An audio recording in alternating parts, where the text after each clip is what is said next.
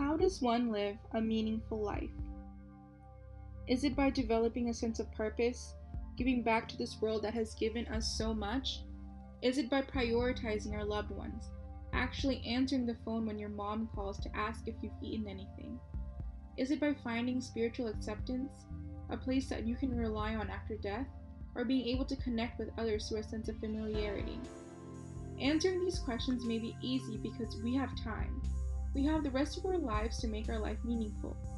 But how would you feel if time was escaping faster than you thought? In When Breath Becomes Air, Paul Kalanithi was a young, talented neurosurgeon who was destined for great things. At age 36, he was approaching the pinnacle of his career, finally finishing his residency after focusing on medicine for 10 years. However, at the age of 36, he found out he had stage 4 lung cancer. There is no doubt that there are difficulties coping with a terminal illness, but transitioning from a physician to a patient and trying to cope with that illness is a different experience, which Kalanithi has shown through his memoir. There are 3 big circumstances that aided in his transition from a physician to a patient, which are religion, family, and his final acceptance of who he is. Dr. Kalanithi, although raised in a Christian family, was an atheist up until his diagnosis of cancer. After being diagnosed, he visited the church regularly and began reading the Bible. In fact, his memoir contains verses from the Bible. Often people coming near the face of death, which is something that is unknown, they attempt to deal with it through religion because that is one of the concepts that highlights death and speaks of it. In a study on 50 doctors, focused on their experience of being ill and their views related to religion and spirituality. Although some still had doubt, from the 50 doctors, all of them attempted to find a spiritual acceptance. Some doctors felt as though their symptoms could be reduced through prayers. They believed that there was a future after death.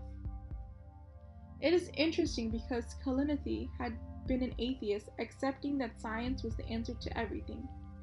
However, something science doesn't really talk about is where your mind or your soul goes after dying, which is one of the main reasons people who are approaching death begin gravitating towards a religion. It provides them comfort and reassurance, whether you're a patient or a doctor. Along with religion, Kalanithi becomes closer to his family. Before his illness, his marriage was on the verge for destruction. His wife could not deal with their lack of communication and busy schedule, but after being diagnosed, it saved their marriage, as she stated. In our class, we have read Eric Mannheimer's 12 Patients, in which he faces throat cancer, and just as he is about to give up and accept death, his wife steps in and becomes his support system. She begins helping him and encouraging him, turns into hope for him, which is very similar to Dr. Kalanithi's wife, Lucy's role in his life. Physicians are very busy people and they have to give up a lot in their lives. They may not see their family that often, put a halt on their marriage and having children because they must put their career first. On the other hand, a patient is someone who needs support and that can be sought through their family. Throughout Kalanithi's illness, he seems to have a strong family support. His wife, a doctor of internal medicine, stands by him. His parents, also physicians, stand by him. Through his illness, we see a transition of his family as well. It has been shown that family bonds become very strong during a critical illness of a family member. Having a family unit gives most families the ability to go through an emotional circumstance and suffering, which is what Kalanithi's family had done.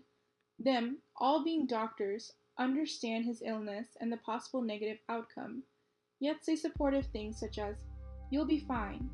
You'll be okay. Have faith in God." Stuff that they probably would not have said to their own patients who are facing stage 4 lung cancer, because it may give false hope.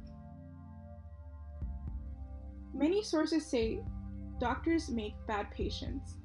Doctors often believe that they can cope better with an illness than their patients because they refuse to give in to illness. Through this, they may lose their identity and have an even more difficult time accepting their illness.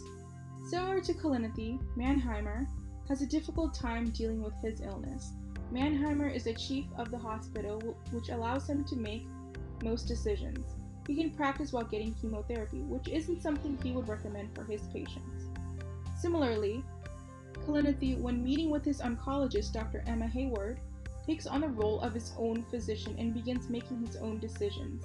He states that he felt as if his doctor self was responsible for his patient's self.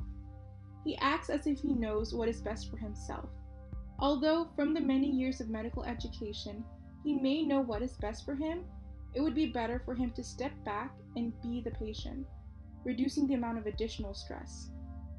In a study focusing on a group of 29 physicians who have experienced a change in the role from a physician to a patient, shows that one of the main challenges the physicians had was setting the boundaries between themselves and their colleagues.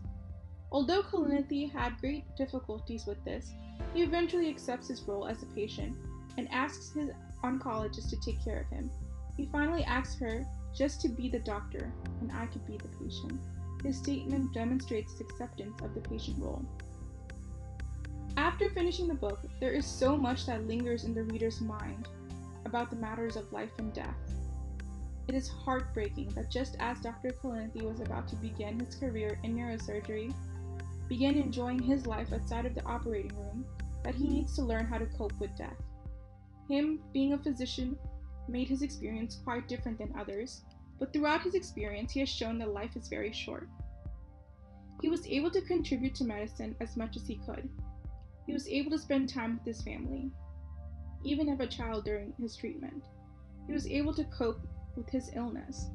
Kalanithi has shown that whether it is through religion or through family, or just coming into acceptance with who you are, you need to make sure you find out what makes life meaningful for yourself, now.